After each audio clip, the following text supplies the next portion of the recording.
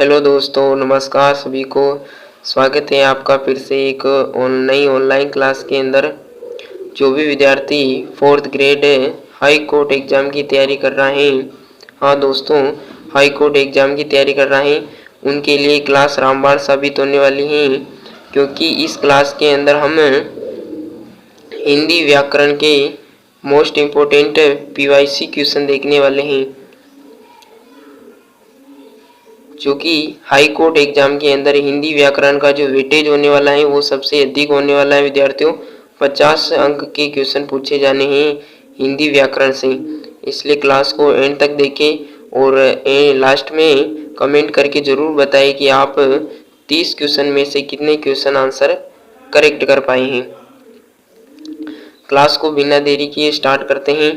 First question में पूछा है दोस्तों, सरस का विलोम शब्द क्या है। बहुत ही अच्छा क्वेश्चन है दोस्तों। सरस का विलोम शब्द बताना है आपको, तो कमेंट कीजिए कौन सा करेक्ट आंसर होगा। ए ऑप्शन, नीरस। अगले क्वेश्चन की तरफ चलते हैं। अगला क्वेश्चन पूछा है दोस्तों, प्रसिद्ध उपन्यास गोदान के लेखक कौन है। मोस्ट इम्पोर्टेंट क्वेश्चन है दोस्तों। गोदान के लेखक कौन है। शरत चंद्र, प्रेमचंद्र, अमृता प्रीतम, उक्त कोई नहीं। जल्दी से जल्दी करना है दोस्तों आंसर आपको। गोदान के लेखक कौन है दोस्तों, प्रेमचंद। बी ऑप्शन आपका राइट आंसर होगा। अगले क्वेश्चन की तरफ चलते हैं। अगला प्रश्न है दोस्तों, रामायण शब्द में प्रयुक्त प्रत्यय कौन सा है। प्रत्यय बताना है आपको कि रामायण शब्द में कौन सा प्रत्यय प्रयुक्त हुआ है दोस्तों। प्रत्यय आपके शब्द के आगे लगेगा, उपसर्ग आपके आगे लगेगा और प्रत्यय अंत में लगता है। तो इस रामायण के अंदर बी ऑप्शन आपका राइट आंसर हो जाएगा, अयन प्रत्यय। अगला प्रश्न है, यदि मन लगाकर काम करोगे तो सफलता प्राप्त होगी। वाक्य में प्रकार है। एक वाक्य में आपको इसका ये दिया हुआ है, तो कौन सा वाक्य है दोस्तों। इससे वाक्य के अंदर साधारण वाक्य, मिश्र वाक्य, संयुक्त वाक्य, उक्त सभी। तो इस वाक्य को पढ़ने के बाद आपको किस प्रकार का वाक्य लग रहा है दोस्तों, मिश्र वाक्य। बी ऑप्शन राइट आंसर होगा। अगला प्रश्न है, सोने में सुगंध मुहावरे का सही अर्थ है। बहुत ही अच्छा क्वेश्चन है दोस्तों। सोने में सुगंध मुहावरे का क्या अर्थ है, आपको आंसर करना है दोस्तों। सुगंध युक्त आभूषण, सुंदर युक्त आभूषण, सुंदर वस्तु में और गुण होना या सुगंधित सोना। सी ऑप्शन आपका राइट आंसर होगा, सुंदर वस्तु में गुण होना। अगर सुंदर वस्तु में गुण होगा तो वो सोने पर सुहागा लगेगा। अगला प्रश्न है दोस्तों, किस विकल्प में ईय प्रत्यय का प्रयोग नहीं हुआ है। पाणीय, विचारणीय, मानवीय या भवदीय। ईय प्रत्यय का प्रयोग नहीं हुआ है दोस्तों। आपको यहाँ और ना का विशेष रूप से ध्यान रखना है। बी ऑप्शन के अंदर ईय प्रत्यय का उपयोग ना होकर यहाँ पर रणीय, विचारणीय, ईय प्रत्यय का उपयोग हुआ है। यहाँ पर ऊपर बिंदी नहीं आएगी क्योंकि न का उपयोग न होकर अणी का उपयोग हुआ है। अगला क्वेश्चन है, निम्नलिखित में से कौन सा शब्द नीर उपसर्ग से नहीं बना है। निर्वाचन, निर्वाह, निरत या निर्मूल। तो कौन सा शब्द है जो नीर उपसर्ग से नहीं बना है दोस्तों। इसके अंदर नीर आ रहा है क्योंकि अदा रबी आ रहा है। और बी ऑप्शन के अंदर निर्वाह, इसमें भी नीर उपसर्ग है। और निरत इसके अंदर नहीं है दोस्तों उपसर्ग, इसमें होगा नी उपसर्ग। सी ऑप्शन अपना राइट आंसर हो जाएगा, निरत। अगला प्रश्न है, अंधे की लकड़ी मुहावरे का सही अर्थ है। मोस्ट इम्पोर्टेंट क्वेश्चन है दोस्तों। काफ़ी एग्जामों में ये मुहावरा देखने को मिलता है। निर्गुणी को कोई अमूल वस्तु अनायास प्राप्त होना, जहाँ अव्यवस्था हो, एकमात्र सहारा प्राप्त न होने पर उस वस्तु को बेकार बताना। तो कौन सा इसका अर्थ होगा दोस्तों? अंधे की लकड़ी, यानी कि एकमात्र सहारा। सी ऑप्शन राइट आंसर होगा। अगला क्वेश्चन है, शिव का विशेषण है। विशेष्य शिव, शंकर, शिवालिका। तो कौन सा है जो कि शिव का विशेषण होगा दोस्तों? बी ऑप्शन राइट आंसर होगा, शिव। दो मात्रा होगी इसकी। अगला प्रश्न है, खर का पर्यायवाची शब्द है। खरगोश, मूर्ख, शशक या गधा। बहुत ही अच्छा क्वेश्चन पूछा है दोस्तों। खर का पर्यायवाची होगा गधा। नेक्स्ट क्वेश्चन है, अथ का विलोम है। अंत, अर्थ, इति या अथ। अथ का विलोम शब्द है दोस्तों, इति हो जाएगा। अगला प्रश्न है, जो पहले कभी न हुआ हो उसे क्या कहते हैं? अनुपम। जो पहले कभी नहीं हुआ हो उसे क्या कहते हैं? अनुपम। अगला प्रश्न है, जो सब कुछ जानता हो उसे क्या कहते हैं? सर्वज्ञ, यानी कि सब कुछ जानता हो पहले से। अगला प्रश्न है, मथा ठनकना, माथा ठनकाना मुहावरे का अर्थ है।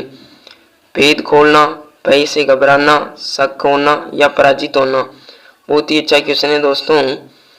माथा ठनकाना मुहावरे का अर्थ है शक होना, यानी कि किसी बात पर उसको शक हो चुका है।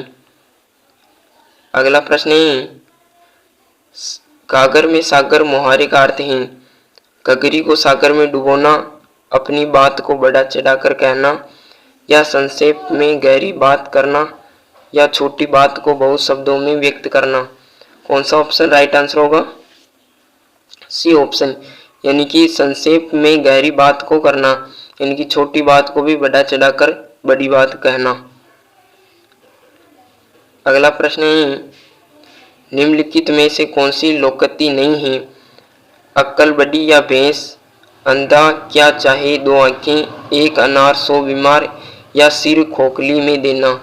तो यहाँ पर डी ऑप्शन राइट आंसर होगा, क्योंकि ये लोकोक्ति नहीं है, यह है मुहावरा। तो यहाँ पर डी ऑप्शन आपका राइट आंसर होगा। नेक्स्ट क्वेश्चन है, निम्न में से कौन सा एक तत्सम शब्द है? अनजान, सच, पत्ता या गोटक। कौन सा शब्द तत्सम शब्द है दोस्तों? गोटक। डी ऑप्शन राइट आंसर होगा। अगला क्वेश्चन है, न्यून में कौन सी संधि है? बहुत ही अच्छा क्वेश्चन है दोस्तों। न्यून में कौन सी संधि है? यण संधि, दीर्घ संधि, वृद्धि संधि, अयादि संधि। तो यहाँ पर सीधा आपको पता चल रहा होगा न्यून, यानी कि यहाँ पर आगे आधा अक्षर आ रहा है, इसका मतलब यण संधि। ए ऑप्शन राइट आंसर होगा। अगला प्रश्न है, धरती पर पैर न रखना मुहावरे का अर्थ है। किस में प्रयुक्त हुआ है दोस्तों? सवारी पर आना, आसमान में उड़ना, अति अभियान करना, या अति आनंद करना। धरती पर पैर न रखना मुहावरे का अर्थ है अति अभिमान होना। अगला प्रश्न है, संदीप बहुत अच्छा गाता है वाक्य में रेखांकित पद है। अच्छा क्या है दोस्तों? एक प्रवेशण है, यानी कि विशेषण और प्रविशेषण। ए ऑप्शन राइट आंसर होगा। अगला प्रश्न है, विसर्ग संधि का उदाहरण है। बहुत ही अच्छा क्वेश्चन है दोस्तों। भूषण, प्रयोद, प्रतिष्ठा या उद्धार। तो विसर्ग संधि का जो उदाहरण है दोस्तों, प्रयोद। बी ऑप्शन राइट आंसर होगा। अगला क्वेश्चन है, किस शब्द में आवट प्रत्यय नहीं है? नहीं है पूछा दोस्तों, हाँ और ना का आपको विशेष रूप से ध्यान रखना है। यहाँ पर आवट प्रत्यय नहीं हुआ है। डी ऑप्शन के अंदर आपको दिख रहा होगा कि आवट प्रत्यय नहीं लगा हुआ है। डी ऑप्शन यहाँ पर राइट आंसर होगा। अगला प्रश्न है, किस शब्द में तद्रूप समास नहीं है? ख्याति प्राप्त, जग सुहाता, देश निष्कासन या प्रतिनियुक्ति। तत्पुरुष समास नहीं है। डी ऑप्शन के अंदर यानी प्रतिनियुक्ति के अंदर तत्पुरुष समास नहीं है इसके अंदर, और प्रतिनियुक्ति के अंदर जो समास है वो क्रमधारी समास है। अगला क्वेश्चन है, किस कहावत का अभिप्राय गुणहीन व्यक्ति का बहुत डींग मारना है? यानी कि कौन सी कहावत है जिसका अर्थ होगा गुणहीन व्यक्ति का बहुत डींग मारना? बी ऑप्शन, यानी कि थोथा चना बाजे गना। यानी कि उसमें बुद्धि तो कम है लेकिन वो ज्यादा बोलता है। अगला प्रश्न है, स्थानीय शब्द किस प्रत्यय से बना है? प्रत्यय यानी कि आपके प्रत्यय पीछे लगने वाला है और उपसर्ग आगे लगते हैं, तो कौन सा प्रत्यय से बना है दोस्तों? ये प्रत्यय। यहाँ पर बड़ी लग रहा है और यह। बी ऑप्शन राइट आंसर होगा। अगला क्वेश्चन है, रामायण शब्द में प्रयुक्त प्रत्यय कौन सा है? ये भी आपको प्रत्यय पूछा है, तो यहाँ पर कौन सा प्रत्यय लग रहा है? यहाँ पर बी ऑप्शन राइट आंसर हो जाएगा, अयन। यहाँ पर आप ये अण को न मानकर चलना होगा। बी ऑप्शन राइट आंसर होगा। नेक्स्ट क्वेश्चन है, निम्न में से कौन सा शब्द निशंक पर्यायवाची नहीं है? सुरक्षित, निर्भय, निश्चित, निसंग। डी ऑप्शन यहाँ पर राइट आंसर हो जाएगा, निसंग। अगला प्रश्न है, नवरत्न शब्द में समास है? तत्पुरुष समास, अव्ययभाव समास, द्विगु समास या द्वंद्व समास। नवरत्न में कौन सा समास है दोस्तों? द्विगु समास है, क्योंकि आपको वैसे ही विशेष तरीके से पता चल रहा होगा। नव यानी संज्ञा को शो कर रहा है, संज्ञा को बता रहा है, और नवरत्न इसका दूसरा पद प्रधान हो रहा है, तो द्विगु समास का राइट आंसर होगा। सी ऑप्शन राइट आंसर होगा। अगला प्रश्न है, शताब्दी शब्द का उदाहरण है? सत्य यानी कि 100 और शताब्दी जो कि एक समूह का बोध करा रही हैं, तो यहाँ पर कौन सा हो जाएगा? द्विगु समास। जो पहले हमने क्वेश्चन में किया था वही होगा, द्विगु समास। अगला प्रश्न है, धीरे धीरे समस्त पद समास हैं? इसमें कौन सा समास है? इसमें धीरे धीरे में आपको लग रहा होगा कि आवर्ती हो रही हैं, और आवर्ती के साथ ही साथ इसमें अव्यय पद हैं उसकी आवर्ती हो रही हैं, यानी कि अव्ययभाव समास इसके अंदर करेक्ट आंसर होगा। अगला प्रश्न है, द्विगु समासिक पद का विग्रह। यहाँ पर विग्रह पूछा है तो आप इसका आसानी से कीजिए। सी ऑप्शन राइट आंसर होगा, 2 गायों का समाहार। यानी कि 2 गायों का समाहार। द्विगु समास का पूछा है, पहला पद यहाँ पर कौन सा होना चाहिए?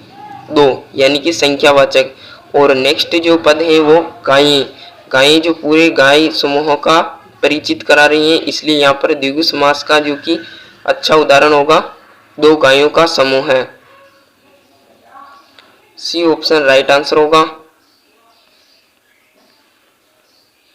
अगला प्रश्न है, जिस समास का द्वितीय पद प्रधान होता है वह है? तत्पुरुष समास, बहुव्रीहि समास, अव्ययभाव समास या द्वंद्व समास। बहुत ही अच्छा क्वेश्चन है दोस्तों। किस समास का द्वितीय पद प्रधान होता है? तत्पुरुष समास का।